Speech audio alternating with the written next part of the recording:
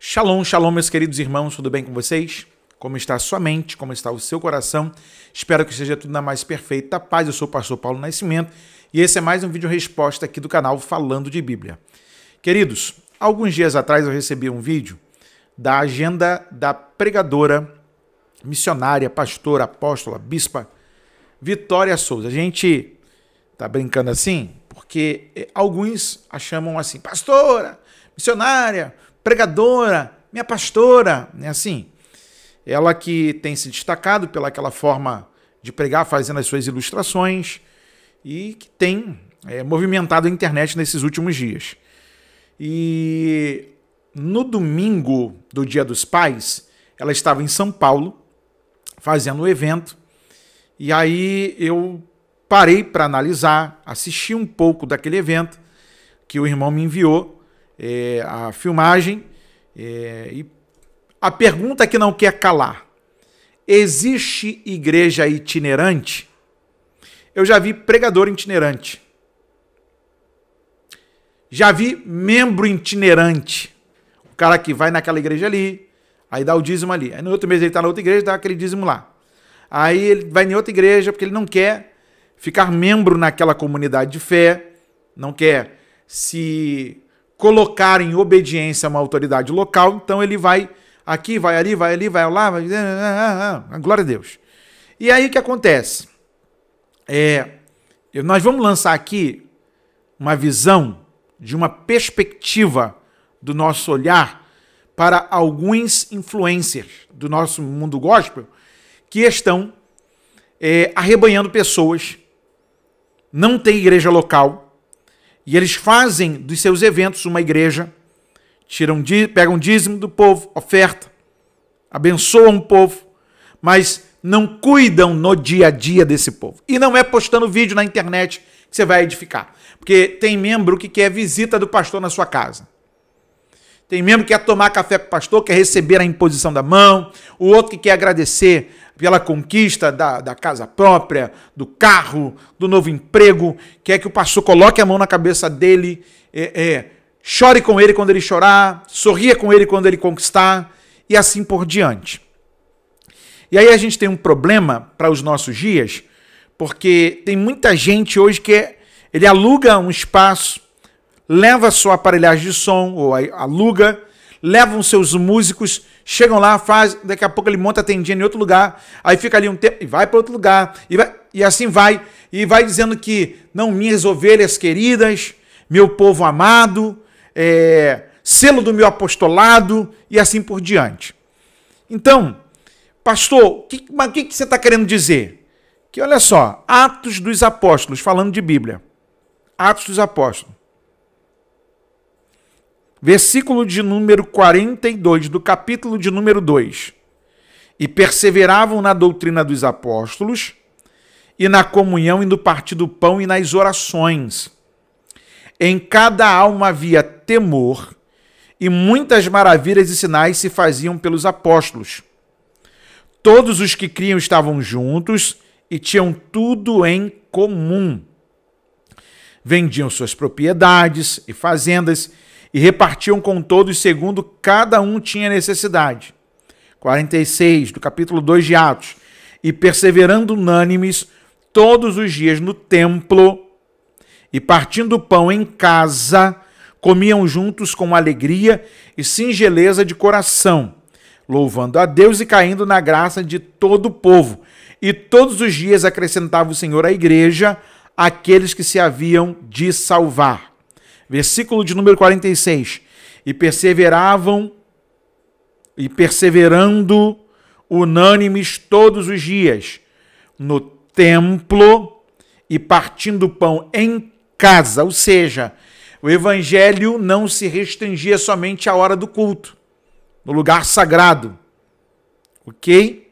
No lugar da oração, da reunião dos santos. A casa era uma espécie de lugar onde o reino continuava, era uma extensão do reino.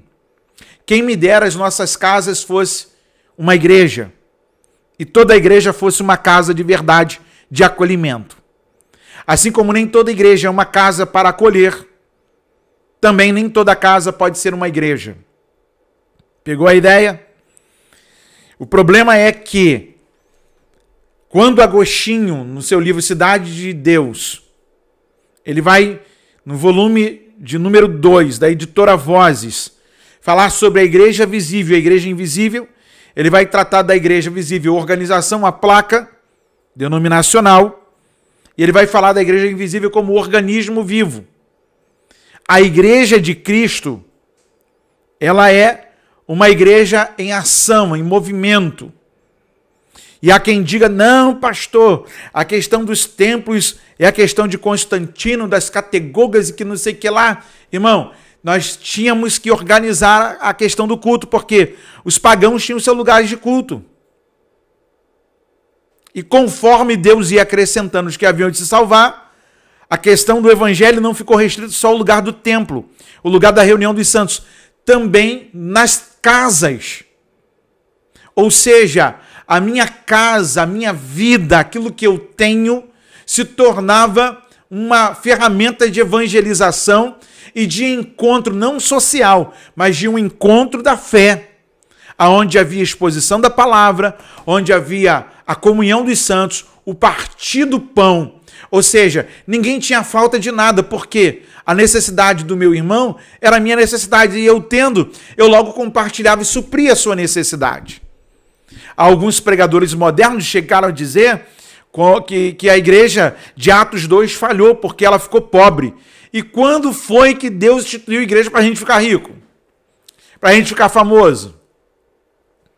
E essa modalidade vem apenas para reforçar a ideia do membro itinerante. Tipo, eu faço parte da igreja, mas minha igreja é uma igreja viva. Por quê? Porque ela não tem templo, eu não tenho o farisaísmo, não é verdade? A hipocrisia de estar no lugar e não falar com alguém. Irmão, todo lugar que tem gente tem problema.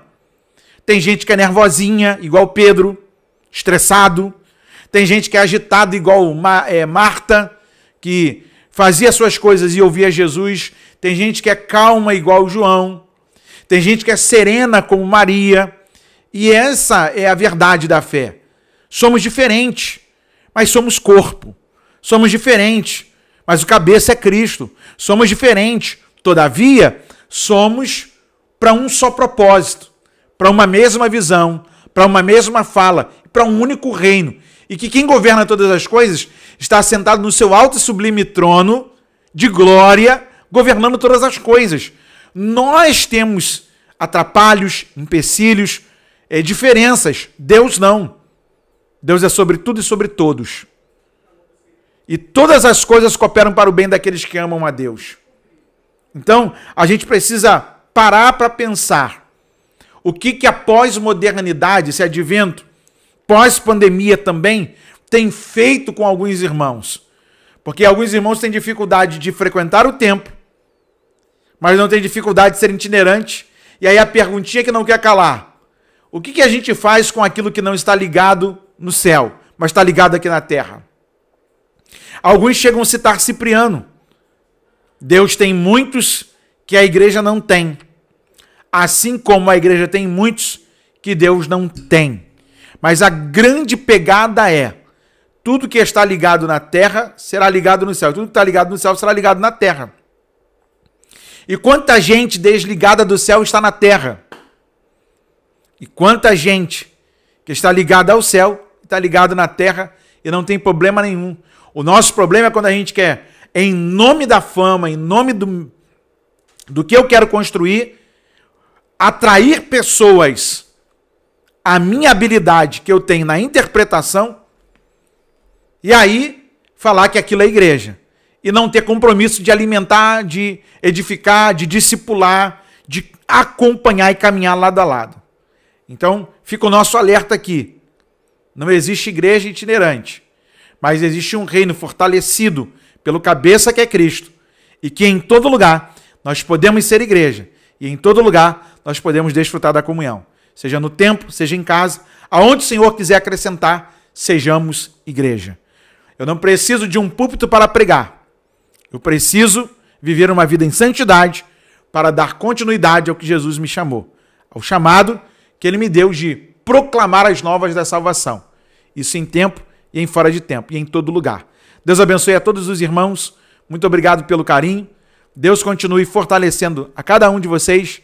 E aqui nós continuamos a proposta falando de Bíblia. Você que quer ser um parceiro ou continuar sendo um parceiro para deixar esse programa no ar por mais dias, por mais tempo, doando uma oferta, tem o QR Code na tela, tem o doarparafb@gmail.com. Você escolhe a forma aí, deixa Deus te usar.